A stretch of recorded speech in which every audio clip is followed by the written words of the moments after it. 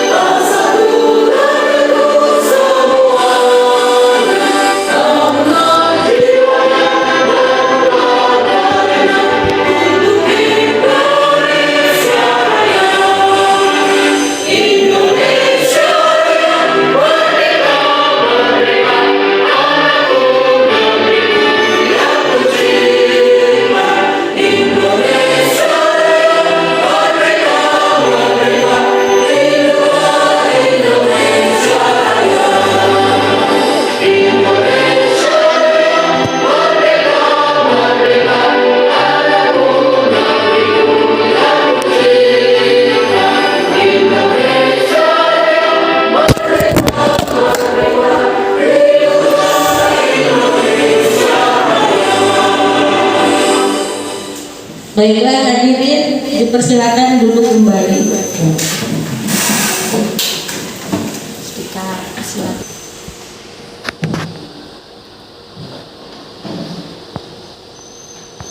Assalamualaikum warahmatullahi wabarakatuh. Terima kasih atas waktu yang diberikan kepada saya. Alhamdulillah, pada hari ini kita bisa berkumpul di tempat ini untuk belajar bersama dengan Bu Rina, yang nanti Bu Rina akan mengajak kita belajar tentang modul 1.4, yaitu tentang disiplin positif. Yang saya hormati Bapak Ibu Guru serta karyawan SD Negeri Jagakarsa 3 serta Mas Yusuf ya selaku tamu undangan di sini. Alhamdulillah ya, nanti kita bisa belajar bersama. Dan terima kasih saya ucapkan kepada Bu Rina atas kerja kerasnya, kerja cerdasnya, sehingga bisa melaksanakan kegiatan diseminasi budaya positif dari modul CGP 1.4. Tetap semangat Ibu Rina, di tengah banyak tugas mulai dari sensus aset, kemudian kemarin alhamdulillah sudah selesai untuk ANBK-nya, dan terus semangat untuk menyelesaikan CGP-nya ya, selesaikan sampai akhir, dan semoga nanti sukses menjadi guru penggerak yang luar biasa. Amin. Demikian yang bisa saya sampaikan. Ada kurang lebihnya saya mohon maaf. Wassalamualaikum warahmatullahi wabarakatuh. Waalaikumsalam warahmatullahi wabarakatuh. Terima kasih kepada Ibu Kepala Sekolah atas sambutannya. Acara selanjutnya adalah pemaparan materi. Sebelum ke pemaparan materi, saya mau ini dulu ya.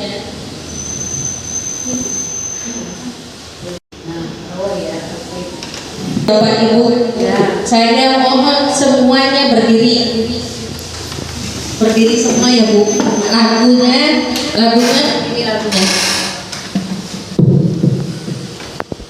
Hai kawan, kita jumpa lagi. Tengok kanan, tengok kiri, kedipkan mata ting-ting, sekali lagi ting-ting, gitu ya Bu.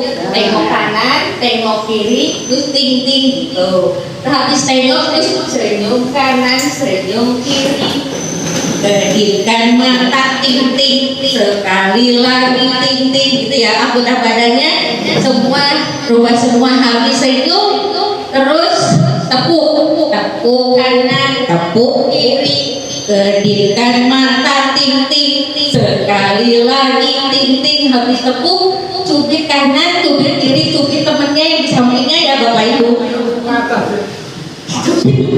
Siap ya, dia sama gue mas. Siap, sampai cubit 1, 2, 3. Hai kawan, kita jumpa lagi. Tengok kanan, tengok kiri, kedipkan mata ting-ting, sekali lagi ting-ting. Hai kawan, kita jumpa lagi. Senyum kanan, senyum kiri, kedipkan mata ting-ting, sekali lagi ting-ting. Hai kawan, kita jumpa lagi. Tepuk kanan, tepuk kiri, kedipkan mata ting-ting, sekali lagi ting-ting. Hai kawan, kita jumpa lagi. Cubit kanan, cubit kiri, kedipkan mata ting-ting. Satu lagi salam, terakhir salam closingnya. Hai kawan, kita jumpa lagi.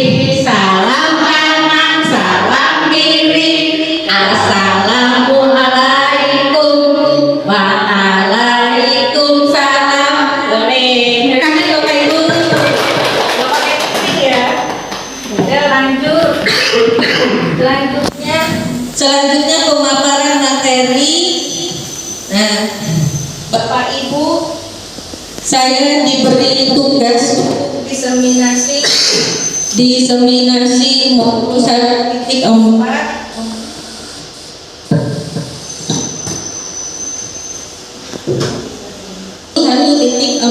tentang disiplin positif, tugas guru penggerak.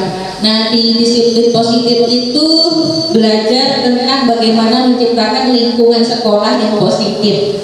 Sebelum menciptakan lingkungan sekolah yang positif, kita harus tahu dulu tujuan pendidikan menurut Ki Hajar Dewantara. Nah, menurut Ki Hajar Dewantara, tujuan pendidikan itu adalah menuntut segala kodrat yang ada pada anak-anak agar mereka dapat mencapai keselamatan dan kebahagiaan yang setinggi-tingginya, baik sebagai manusia maupun sebagai anggota masyarakat. Oleh sebab itu, pendidik hanya dapat menuntut sesuai kodrat alam dan kodrat zaman anak. Nah, itu perlu digaris besari bahwa kita sebagai pendidik itu tidak boleh memaksakan kehendak kepada anak. Kita sebagai pendidik hanya bisa mengarahkan saja, tidak boleh memaksakan dia harus pinter satu pelajaran, harus pinter, misalkan harus pinter IPA-nya, harus pinter matematikanya, tidak boleh. Jadi kita harus hanya bisa menentunya saja karena siswa itu sudah memiliki kodrat alamnya masing-masing. Nah, setelah tujuan pendidikan, barulah kita mengenal budaya positif. Untuk menciptakan lingkungan yang positif di sekolah, kita harus mengenal dulu budaya positif di sekolah itu apa. Budaya positif di sekolah adalah nilai dan kebiasaan di sekolah Pancasila. Nah, di modul 1.4 disiplin positif itu membahas tentang perubahan paradigma belajar. Disiplin positif, kebutuhan dasar manusia, motivasi perilaku manusia, ada restitusi posisi kontrol guru, keyakinan kelas, dan terakhir segitiga restitusi. Ketika kita ingin menciptakan lingkungan sekolah yang positif, mesti ada suatu permasalahan, tidak akan berjalan dengan mulus mestinya. Karena itulah disebut perubahan paradigma. Perubahan paradigma dalam membangun budaya positif sekolah dapat menyediakan lingkungan yang positif, aman, dan nyaman agar siswanya mampu berpikir, bertindak, dan mencipta dengan merdeka, mandiri, dan bertanggung jawab. Disiplin sangat berkaitan dengan teman Anda akan melakukan kegiatan cobalah buka. Coba Bapak Ibu tangannya digenggam seperti ini. Misalkan tangan yang digenggam itu ada barang berharganya. Barang berharga Bapak Ibu digenggam sekuat-kuatnya, tiba-tiba ada teman Anda yang ingin membuka genggaman tangan Bapak Ibu. Apakah Bapak Ibu akan memberikannya? Teman Anda berusaha membujuk, ayo belinya dibuka, berikan harta benda-benda untuk saya saja, mau enggak? Dipujuk, dirayu, disupport, apapun. Apakah Bapak Ibu akan mempertahankan harta benda Bapak Ibu yang paling berharga? Akan bertahan tidak? Apakah dibuka genggaman tangannya untuk diambil orang lain? Tidak. Gimana Mas Yusuf? Ya kan, karena itu harta benda, misalnya harta benda yang kita genggam itu kan milik kita pribadi, kecuali kita mengikhlaskan untuk dia yang ingin mengambil gitu. Jadi untuk yang pertamanya itu tetap kita genggam itu. Ya. Nah, dapat disimpulkan tadi Mas Yusuf bilang jika ikhlas baru diberikan gitu ya. Nah itu artinya sistem kontrol kita yang mengendalikan adalah diri kita sendiri yang mengontrol. Orang lain tidak bisa mengontrol diri kita pun tidak bisa mengontrol orang lain. Ini ilustrasinya kontrol guru. Nah, apa makna disiplin? Disiplin berasal dari bahasa Latin disiplina yang artinya orang menggali potensinya menuju sebuah tujuan apa yang dia hargai. Namun dalam budaya kita, makna disiplin telah berubah menjadi sesuatu yang dilakukan seseorang pada orang lain untuk mendapatkan kepatuhan. Kecenderungan umum adalah menghubungkan kata disiplin dengan ketidaknyamanan, bukan dengan apa yang kita hargai atau pencapaian suatu tujuan mulia. Itu tentang makna disiplin. Nah, disiplin adalah kemampuan memerintah diri sendiri dan mengontrol dan menguasai diri untuk memilih tindakan yang mengacu pada nilai-nilai yang kita hargai dengan penuh tanggung jawab tanpa terperintah orang lain. Nilai-nilai yang kita hargai adalah nilai kebajikan. Nanti nilai kebajikannya ada di slide berikutnya. Nah, ketika kita ingin mendapatkan nilai kebajikan, kita harus mengetahui dulu kebutuhan dasar manusia, bahwa kebutuhan dasar manusia itu ada 5. Tidak berlaku untuk anak-anak, tapi untuk orang dewasa juga. Pertama ada penguasaan, kasih sayang dan rasa diterima, bertahan hidup, kesenangan dan kebebasan. Kebutuhan setiap orang itu berbeda-beda. Kita harus memenuhi pandangan orang lain tentang dunia. Setiap orang memiliki gambaran yang berbeda-beda, tidak sama. Contoh di sini ada kasus Ibu Ati. Ibu Ati guru kelas 5 SD Harapan sedang bingung menghadapi pula salah satu murid di kelas bernama Arya. Beberapa siswa telah datang dan mengeluhkan tindakan Arya yang sering meminta bekal teman-temannya dengan paksa. Jika Anda menghadapi situasi seperti Bu Ati, apa yang akan Anda lakukan? Menurut Anda kira-kira apa alasan Arya melakukan hal tersebut? Coba menurut Bu Lina gimana?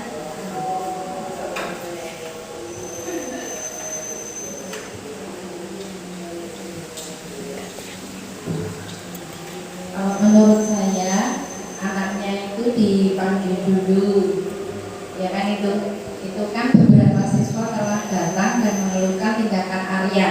Nah itu sebaiknya Arya dipanggil ke kantor untuk diberi nasihat terlebih dahulu, biar tidak tahu teman-temannya, nanti takutnya anaknya itu down gitu loh, mentalnya nanti enggak dia langsung gimana gitu, malu gitu loh. Jadi seperti itu kalau menurut saya. Terima kasih Bu Lina atas jawabannya. Ya tadi jawaban dari Bu Lina. Nah dalam konteks penerapan disiplin positif tadi, Ibu alasannya. Nah alasannya dari 5 kebutuhan dasar tadi, menurut Bapak Ibu kebutuhan dasar apa ya Arya itu yang dia sedang cari? Coba Ibu Setia, bagaimana Bu Setia?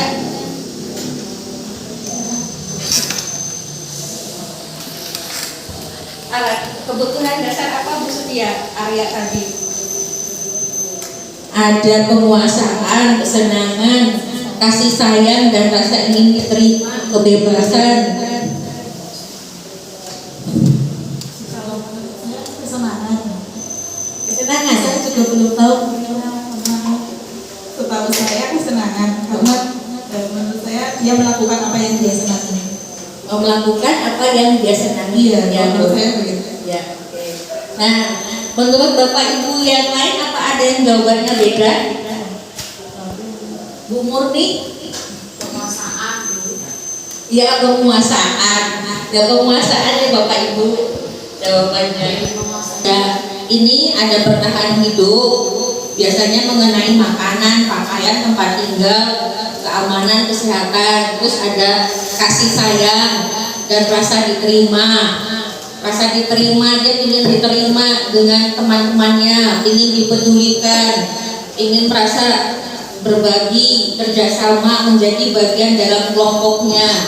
Terus ada kebutuhan dasar penguasaan, harga diri, keinginan untuk dianggap sama teman-temannya, memimpin, ingin berprestasi, ingin diakui, ingin didengar. Terus ada kebebasan, mandiri, memiliki pilihan, mencoba hal baru, mampu mengendalikan arah dirinya, bermain, humor, antusiasme, dan tertawa. Nah, ada teori motivasi perilaku manusia. Di antaranya teori motivasi itu ada 2, eksternal dan internal. Kalau eksternal itu dari luar, internal dari dalam. Nah, di sini ada menghindari ketidaknyamanan, memperoleh penghargaan, menghargai diri sendiri. Dan di sini ada ilustrasi lagi. Sebagai seorang guru, saat Anda hadir mengajar di kelas tepat waktu, motivasi apakah yang mendasari tindakan Anda? Apakah Anda datang tepat waktu karena tidak ingin ditegur oleh atasan Anda dan kemudian mendapat surat peringatan, menghadiri ketidaknyamanan dan hukuman, atau Anda ingin mendapatkan ujian? Coba saya minta ke Ibu. Tergantung dari masing-masing pribadi. Ada yang ingin karena takut mendapat peringatan, tapi ada juga yang ingin mendapat pujian. Tetapi yang paling tinggi adalah motivasi dari diri sendiri.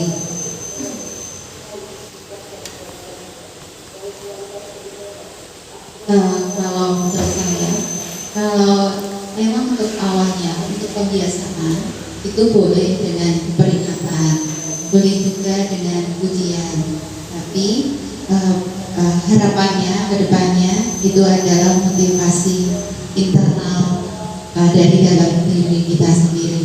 Sama halnya ketika anak-anak itu ke sekolah, ya, sebenarnya ke sekolah. Minta gurunya kalau misalnya kamu terlambat nanti ada hukuman, maka dia akan belajar untuk masuk sekolah tepat waktu. Kemudian kalau itu sudah menjadi kebiasaannya si anak tersebut, otomatis dia akan menjadi polanya, ya, dia akan menjadi disiplin kembali, dan dia pada akhirnya itu akan merasakan manfaatnya, ya, bahwa ketika mungkin dapat sampaikan. Terima kasih. Terima kasih Bu Tati atas tanggapannya, sangat luar biasa tanggapannya. Kita lanjut. Nah, tadi berkaitan dengan motivasi frekuensi. Di sini ada ilustrasi lagi tentang hukuman dan sanksi konsekuensi. Ilustrasinya, IPA kurang menguasai pelajaran matematika, sehingga pada saat pelajaran tersebut berlangsung, dia lebih banyak berdiam diri atau menggambar di buku pelajarannya. Pada saat guru matematikanya, Pak Seno, menanyakan pertanyaan IPA menjadi gugup dan tak sengaja menjatuhkan tasnya dari kursi, serta tiba-tiba menjadi gagap pada saat berupaya menjawab. Seluruh kelas pun tertawa melihat perilaku IPA yang berbicara tergagap dan terkejut tersebut. Pak Seno pada saat itu membiarkan teman-teman IPA menertawakan IPA yang tergagap dan malu luar biasa, dan malahan minta IPA untuk maju ke depan dan berdiri di depan kelas sambil menunjuk hidungnya karena tidak bisa menjawab pertanyaan Pak Seno. Kelas makin gaduh dan anak-anak pun tertawa melihat IPA di depan kelas memegang ujung hidungnya. Nah, di bawah itu ada pertanyaan Bapak Ibu mengenai hukuman, sanksi atau konsekuensi. Apakah Bapak Ibu setuju dengan tindakan Pak Seno terhadap IPA? Setuju tidak Bapak Ibu? Tidak ya, tidak setuju. Ya, tidak setuju. Menurut Bapak Ibu, tindakan Pak Seno terhadap IPA adalah sebuah hukuman atau konsekuensi? Hukuman atau konsekuensi?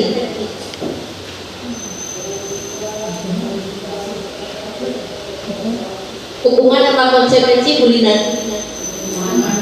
Hukuman. Iya, betul, hukuman ya Bapak Ibu, ini hukuman karena tadi nunjuk IPA, Pak Seno nunjuk IPA kemudian dihukum di depan kelas, itu hukuman. Nah, di sini ada identitas gagal, identitas sukses. Identitas gagal. Nah, hukuman termasuk identitas gagal, sedangkan identitas sukses itu termasuk yang tadi konsekuensi. Nah, apa sih perbedaan konsekuensi dan hukuman? Perbedaannya adalah, nah di sini hukuman itu bersifat tidak terencana, tiba-tiba saja guru itu menghukum karena ada anak yang tadi melakukan kesalahan langsung dihukum, itu hukuman. Anak atau murid tidak tahu apa yang akan terjadi dan tidak dilibatkan. Hukuman bersifat satu arah dari pihak yang guru memberikan dan murid hanya menerima suatu hukuman tanpa melalui suatu kesepakatan atau pengarahan dari pihak guru, baik sebelum atau sesudahnya. Nah, biasanya hukuman itu berupa fisik maupun psikis. Murid anak disakiti oleh suatu perbuatan atau kata-kata. Dan hukuman biasanya jangka panjang, berefek jangka panjang, berbeda dengan konsekuensi. Kalau konsekuensi itu melalui kesepakatan antara siswa dan guru, melakukan kesepakatan terlebih dahulu sehingga tercipta keyakinan kelas. Dari keyakinan kelas nanti anak menyebutkan sendiri konsekuensinya, solusinya. Jadi setelah dari situ nanti akan timbul lingkungan sekolah yang positif.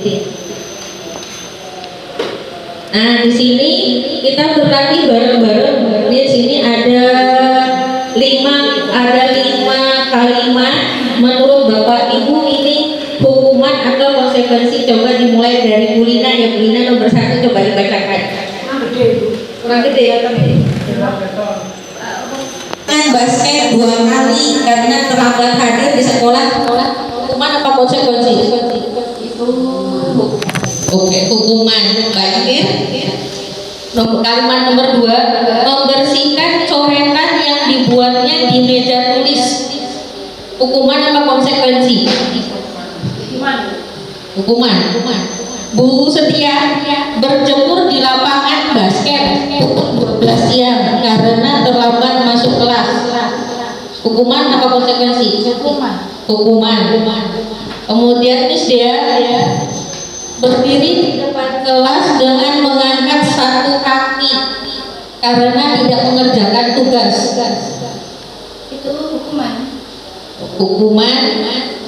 Bu Murni mengganti kertas tugas teman yang telah dicoret-coret. Hukuman apa konsekuensi, Bu? Konsekuensi ya. Kita lihat jawabannya. Nah, ini jawabannya ya Bapak Ibu. Yang berkaitan dengan fisik itu mesti hukuman. Terkecuali berkaitan dengan pelajaran olahraga. Hukuman. Terus membersihkan coretan itu konsekuensi. Berjemur di lapangan hukuman. Berdiri di depan kelas hukuman. Mengganti kertas tugas teman yang telah dicoret-coret itu konsekuensi. Nah itu, lanjut dari ke konsekuensi dan hukuman, kita akan belajar keyakinan kelas. Apa itu keyakinan kelas? Keyakinan kelas adalah nilai-nilai kebajikan atau prinsip-prinsip universal yang disepakati bersama secara universal, lepas dari perbedaan agama, suku, negara, dan bahasa. Menurut dosen, suatu keyakinan akan lebih memotivasi seseorang dari dalam intrinsik. Seseorang akan lebih bersemangat untuk menjalankan keyakinannya daripada hanya sekedar mengikuti peraturan. Kemudian selanjutnya, nah itu contohnya itu ada beriman dan bertakwa, beragama mulia, berkegiatan global, dan terkait dengan profil pelajar Pancasila.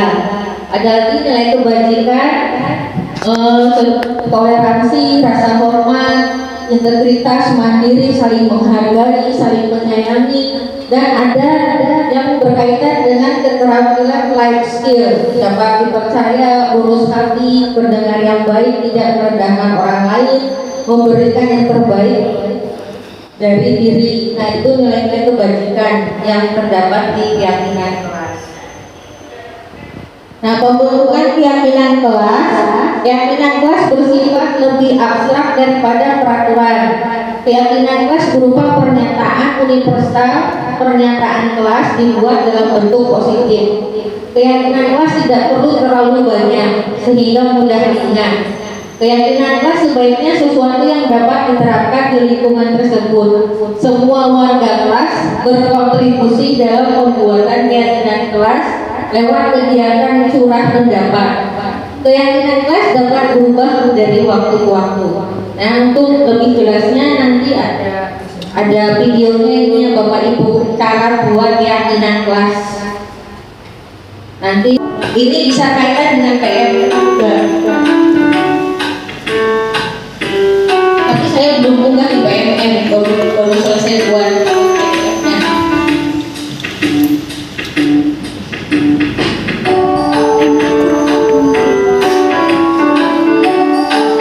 Ada melakukan keyakinan kelas,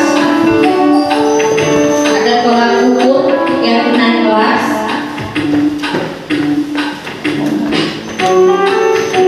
apa perbedaan keyakinan kelas, keyakinan kelas.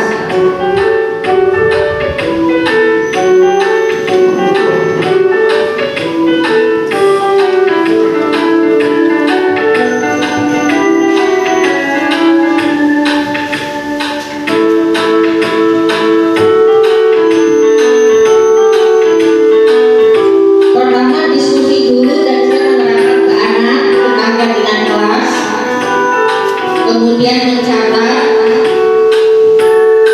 merumuskan ke kalimat positif, ditinjau kembali keyakinan kelasnya yang sudah dirumuskan, kemudian membuat pernyataan keyakinan, terakhir menandatangani sebagai bentuk kesepakatan.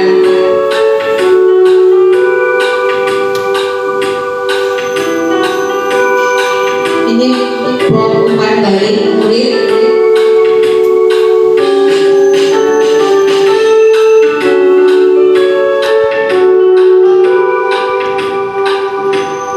Hasil keyakinan kelasnya ada di pajak katanya ya Bapak Ibu. Anak-anak dibagikan post-it-nya per anak, kemudian kita diskusi dengan anak maunya biar kelasnya kondusif itu bagaimana. Jadi diajak buat peraturan dulu. Jadi yang buat peraturan kalau bisa jangan dari gurunya, anaknya yang inisiatif. Terus nanti anak akan nulis di post-it ini, saya ingin jadi teman terbaik untuk teman saya Bu. Nanti dia mutus sendiri ide-idenya. Nanti setelah itu dari kertas post-it ini ditempel di kertas asturo atau di depan papan tulis. Setelah itu dirumuskan menjadi sebuah kesepakatan kelas seperti contoh ini. Dari kesepakatan kelas kemudian jadi keyakinan kelas yang di sana yang dipajang.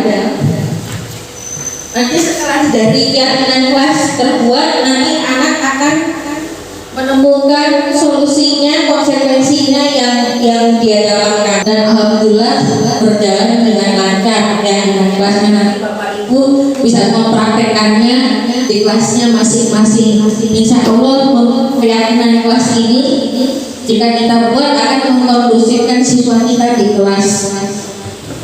Nah, setelah itu dari keyakinan kelas ada restitusi posisi kontrol guru. Restitusi posisi kontrol guru itu terdiri dari penghukum, pembuat merasa bersalah, teman, ada pemantau dan manajer. Nah, ini posisi kontrol gurunya. Nggak kelihatan ya Bapak Ibu ya, kecilan ya. Nah, kalau kurang jelas nanti ada videonya. Nah, di sini posisi kontrol guru, ada pernyataan. Pernyataan pertama, saya kecewa sekali dengan kamu. Nah, terus di sini ada siapa yang mengatakan itu tadi posisi kontrolnya kan ada pembuat orang merasa bersalah, penghukum, teman, pemantau, manajer, penghukum. Nah, tadi pernyataan pertama, ini dari gurunya ya, saya kecewa sekali dengan kamu nak. Nah, itu termasuk posisi kontrol guru sebagai pembuat orang merasa bersalah. Nanti si anaknya itu akan menjadi orang yang merasa bersalah gitu terhadap dirinya, sehingga kan timbul efek menjadi tidak percaya diri. Kalau gurunya menyebutkan ke anak seperti ini, kamu tidak pernah benar melakukannya, kamu selalu salah terus. Nah, nanti si anak merasa dia menjadi, kok saya sebagai penghukum apa saya salah terus gitu. Kalau gurunya bilang ketika anak melakukan kesalahan, ayolah lakukan. kan demi ibu bapak gurumu ini, bapak ibu guru sudah sampai capek. Nah itu memposisikan kita sebagai posisi kontrol guru sebagai teman. Terus nanti misalkan ada lagi gurunya bilang, apakah kamu mau mendapatkan stiker bintang hari ini jika kamu tertib mengerjakan tugas? Nah itu posisi guru sebagai pemantau. Bagaimana kamu bisa menyelesaikan masalah ini? Nah itu posisi guru sebagai manajer. Kamu selalu yang paling terakhir, itu posisi guru sebagai penghukum. Dari posisi kontrol yang 5 ini, itu yang paling bagus adalah posisi kontrol manajer Bapak Ibu. Nanti lebih jelasnya ada video. Nah ini ada video 5 posisi kontrol ya Bapak Ibu, silakan Bapak Ibu simak.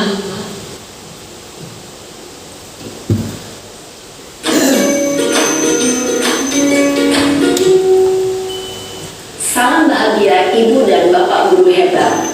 Dalam penerapan disiplin positif restitusi, salah satu program yang dikembangkan adalah 5 posisi kontrol.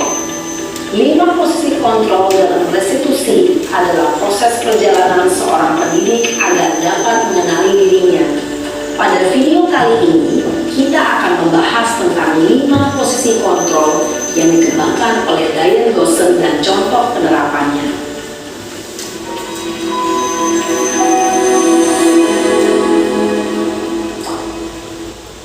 5 posisi kontrol itu adalah 1. Posisi penghukum, 2. Posisi pembuat merasa bersalah, 3. Posisi teman, 4. Posisi pemantau atau monitor, dan 5. Posisi manajer. Untuk lebih memahami kelima posisi tersebut, mari kita saksikan kasus Naren yang terlambat hadir 20 menit di sekolah dan melihat bagaimana kelima posisi kontrol dalam menghadapi masalah tersebut.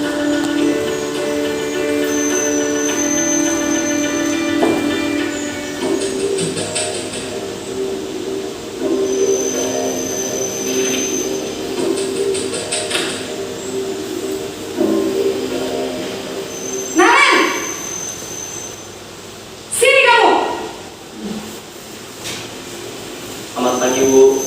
Selalu terlambat. Kamu deh, pasti terlambat. Maaf, Bu. Saya Apa? Apa coba? Alasan kamu apa lagi? Kapan sih kamu tidak terlambat?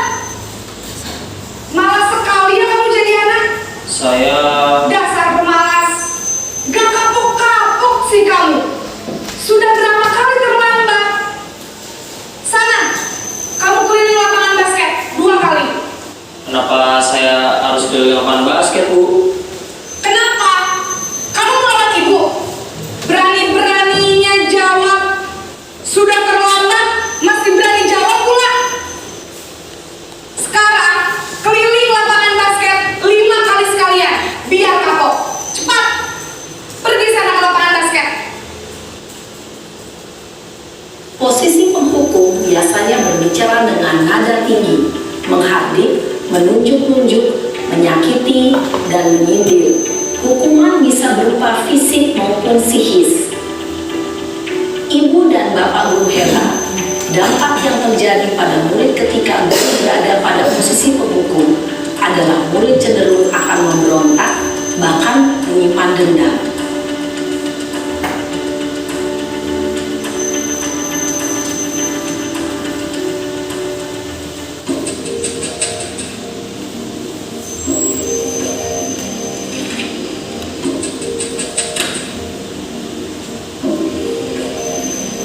Naren!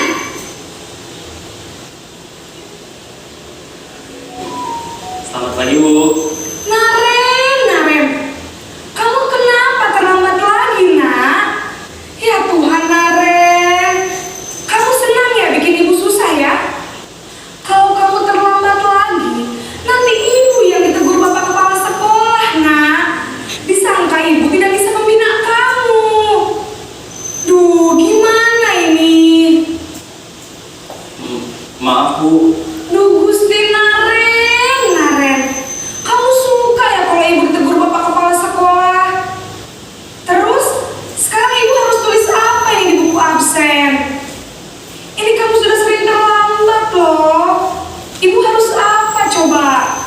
Maaf Bu, maaf sekali.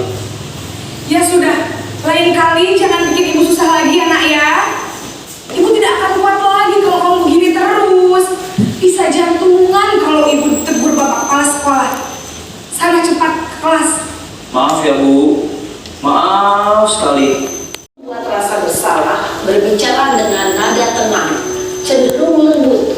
Namun kata-kata yang diutarakan membuat murid merasa menjadi orang yang gagal, memandang buruk dirinya sendiri, merasa tidak berharga, dan tidak sanggup membahagiakan orang lain. Ketika guru mengambil posisi pembuat rasa bersalah, murid akan menganggap dirinya yang bersalah dan ia akan menyimpan emosi negatif tersebut di dalam dirinya.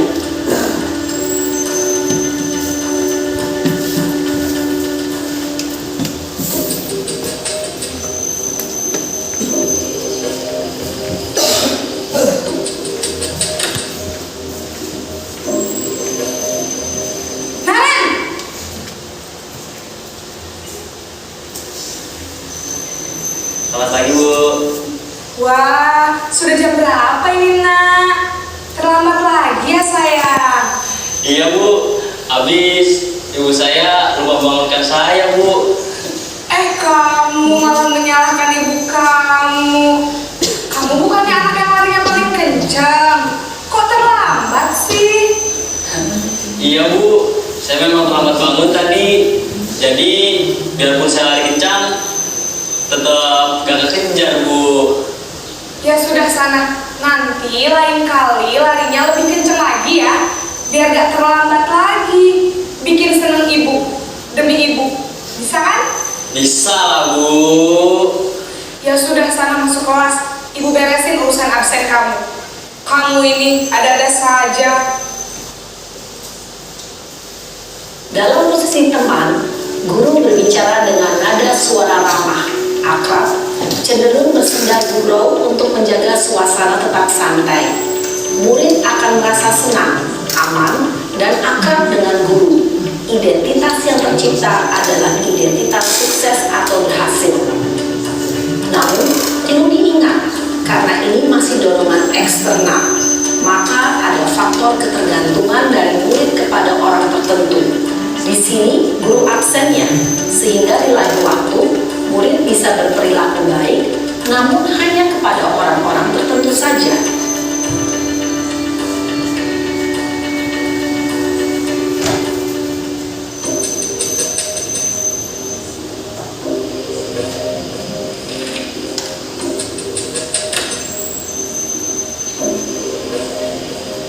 Naren!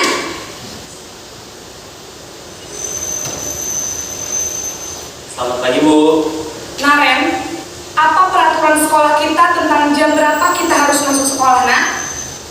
Kita harus di sekolah jam 7 Bu. Iya betul, sekarang sudah jam 7.20. Naren sudah tahu konsekuensinya jika terlambat hadir. Paham Bu, saya harus tinggal kelas pas jam istirahat selama 20 menit. Iya benar, konsekuensinya demikian. Jadi nanti jam 9.30 pas istirahat, kamu harus tinggal di kelas, kerjakan tugas tambahan untuk ketertinggalan kamu, ya? Baik Bu. Posisi pemantau mengandalkan penghitungan atau data untuk mengontrol murid. Guru mengarahkan murid berdasarkan peraturan dan konsekuensi. Seorang pemantau menunjukkan bahasa tubuh dan ekspresi wajah yang datar dan cenderung formal.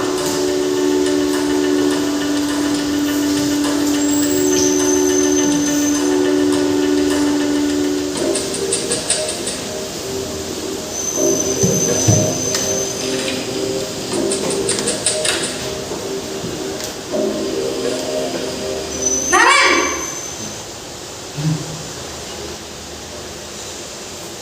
Selamat pagi Bu. Selamat pagi Naren. Maaf Bu, saya terlambat.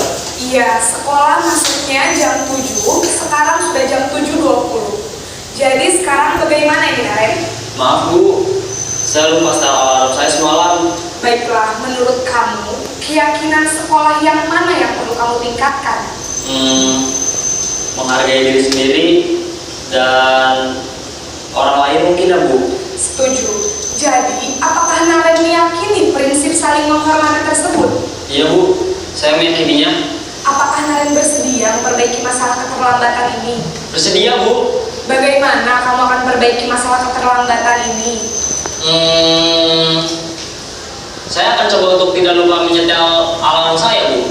Baik, kalau Naren lupa menyetel alarm di rumah, ada orang yang kira-kira bisa bantu mengingatkan tidak? Ada Bu, kakak saya, Kak Emma. Ada lagi selain Kak Emma? Selain Kak Emma, ada ibu saya. Baik, jadi yang mengingatkan Naren adalah Kak Emma dan ibu kamu ya? Kira-kira akan mulai setel alarm kapan nih Naren? Setelah pulang sekolah, akan segera saya lakukan. Baik, jadi Naren akan setel alarm untuk bangun besok pagi dan akan diingatkan oleh kakak dan ibunda Naren ya. Ada lagi yang mungkin perlu dilakukan Naren agar tidak terlambat bangun lagi? Tidak ada Bu. Baik Naren, terima kasih untuk kerjasama kamu. Sekarang kamu perlu kembali ke kelas untuk belajar. Baik Bu, terima kasih.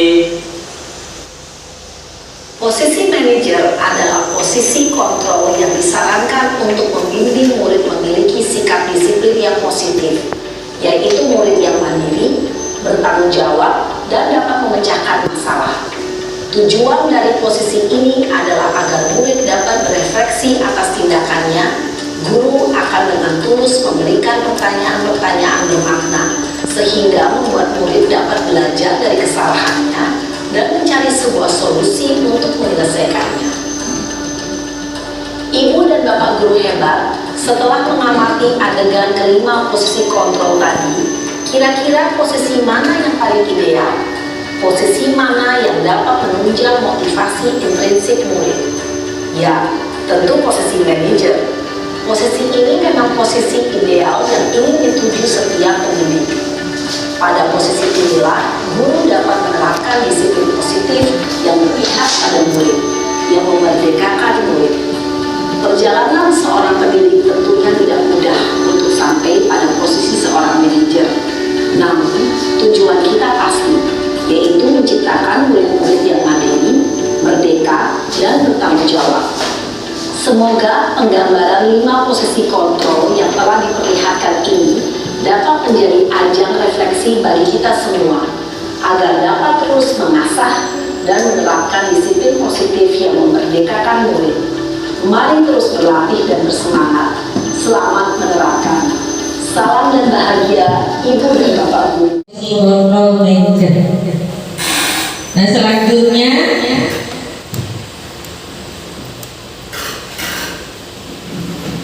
sebentar untuk lewat ya. Malah kelewat. Tadi di video tadi sudah ada segitiga restitusinya.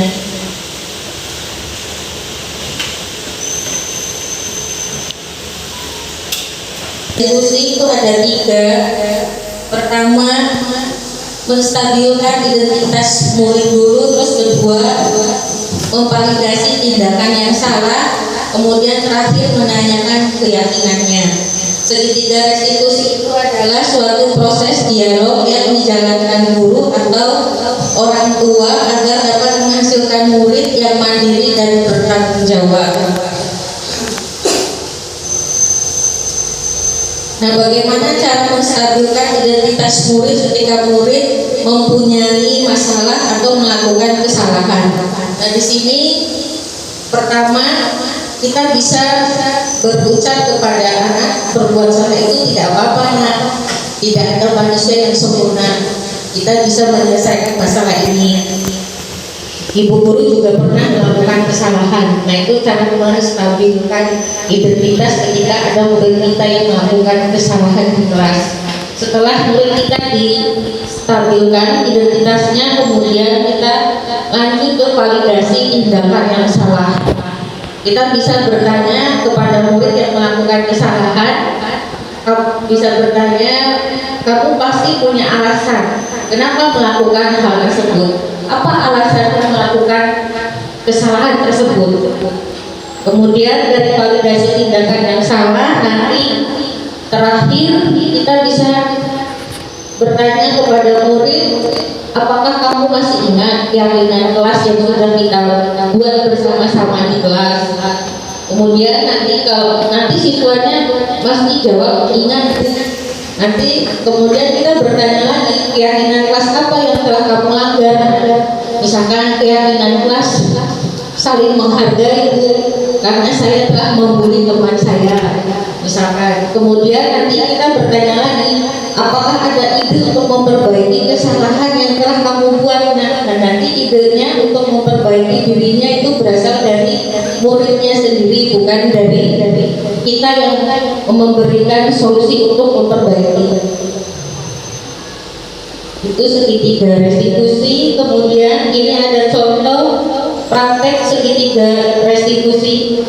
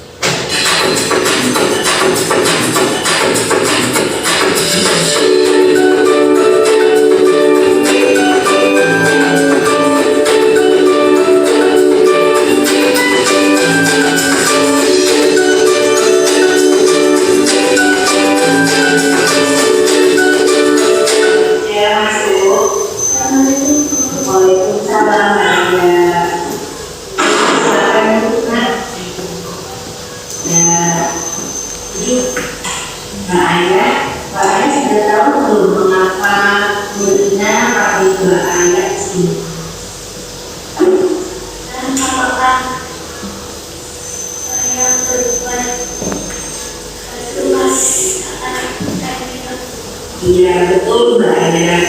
Mbak Aya, semua orang itu kan pernah melakukan kesalahan, termasuk dirinya juga sering melakukan kesalahan. Namun setiap tindakan yang kita lakukan itu pasti ada alasannya. Kira-kira mengapa Mbak Aya pasti melakukan kesalahan kita itu Mbak Aya berbuat gaduh, tanya-tanya ke temannya itu kenapa? Oh ya, oke, itu sangat menerima alasan Mbak Aya, sangat mengapresiasi alasan Mbak Aya. Mbak Aya, tapi Mbak Aya masih ingat tidak dengan keyakinan kelas kita yang kita buat? Masih. Kira-kira perbuatan yang Mbak Aya lakukan setelah itu sesuai dengan keyakinan kelas tidak? Oh ya, menghargai teman. Nah ternyata Mbak Aya tahu. Lalu apakah Mbak Aya punya solusinya? Saya tidak akan berbuat itu. Dan saya akan lebih. Oh iya, dulu terima maafnya Mbak Aya. Mungkin juga sangat mengapresiasi tanggung jawabnya Mbak Aya, kejujurannya Mbak Aya. Baiklah, Mbak Aya boleh kembali ya dengan teman-teman. Silakan Mbak Aya. Ya.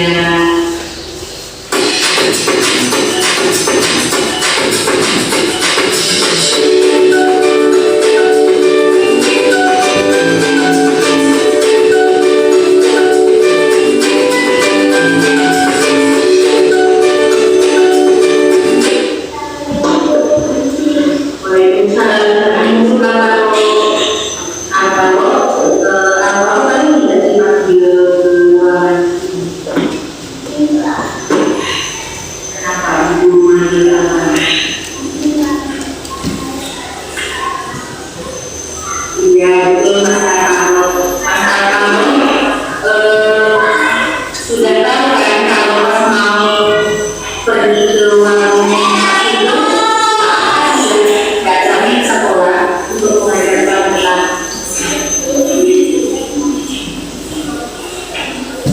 Ya, oke, kalau semua orang itu pernah melakukan kesalahan, termasuk Bunda juga sering melakukan kesalahan. Namun setiap tindakan yang kita lakukan itu mesti ada alasannya. Nah, kira-kira kenapa Mas Alvaro ketika kata pembinanya datang, Mas Alvaro masih tetap pergi ke warung Pak Sugeng itu sehingga datang terlambat itu kenapa? Oh, karena nanti jaga. Baiklah Mas Alvaro, alasannya Mas Alvaro bisa terima, tapi Mas Alvaro masih ingat dengan jaringan kelas yang sudah kita buat? Masih. Kira-kira sesuai perbuatannya Mas Alvaro itu saat ekstra pramuka sesuai dengan jaringan kelas yang kita buat tidak? Belum. Oke. Baik, nanti besok jangan diulang lagi ya Mas Alvaro ya. Ya, kira-kira solusinya apa dari perbuatan Mas Alvaro kemarin?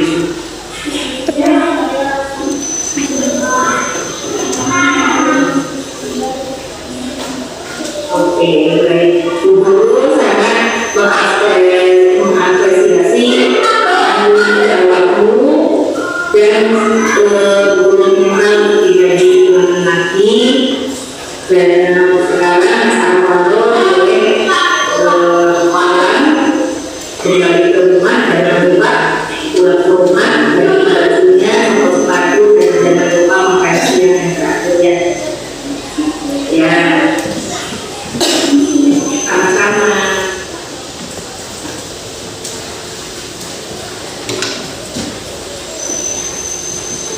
Berdasarkan saya setelah beliau menerapkan aktif sertifika restitusi pada kasus saya yang melanggar dengan berbuat baju Saria, jadi AMDK berlangsung adalah sangat senang dan berusai. Ketika saya melakukan kesalahan, Rina tidak marah, tapi justru menasihati dan mengarahkan serta mencari jalan keluar. Terima kasih Bu Rina.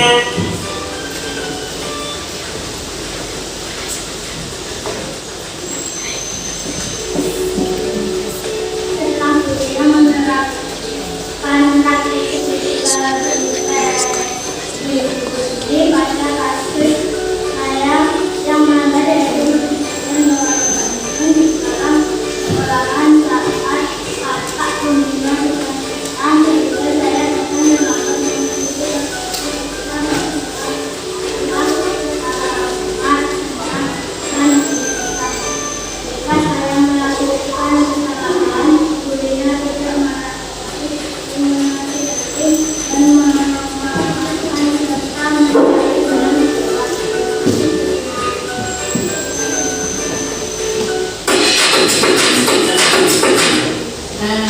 itu Bapak Ibu Guru sudah sampai akhir.